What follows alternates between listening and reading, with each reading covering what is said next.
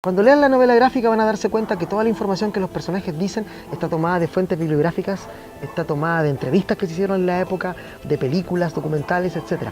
Pero incluso lo que dicen los personajes que hemos creado con Rodrigo, que son Newman, Marcelo, Claudia y John, está tomado también de referencias de la época, de entrevistas, de testimonios. Así que hemos cuidado hasta en esos detalles que todo lo que aparece aquí sea lo más cercano a la realidad posible.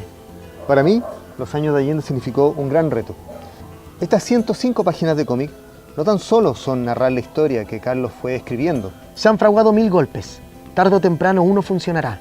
El bloqueo y las subvenciones secretas para los camioneros, Patria y Libertad y el Mercurio preparan el clima. Pero la ayuda no solo viene del tío Sam, Brasil también hace lo suyo. Implicados, los conjurados son legión. La UP está reventada. La correlación de fuerzas está en su contra. Fue un trabajo de investigación donde tuve que retratar a personajes, distintos personajes históricos que son parte de esta historia y también locaciones. Tuve que tomar alguna fotografía, visitar algunos lugares de Santiago que todavía están igual que en la época, y esto ustedes lo van a poder ver acá en este libro.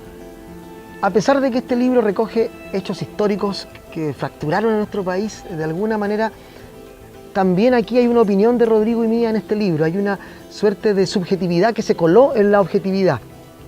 Lo que hacemos en la calle es arte, señor Nietzsche, y alfabetización. Es comunicar el triunfo de Allende. El programa de la UP en imágenes, y para eso todos los espacios son válidos y necesarios.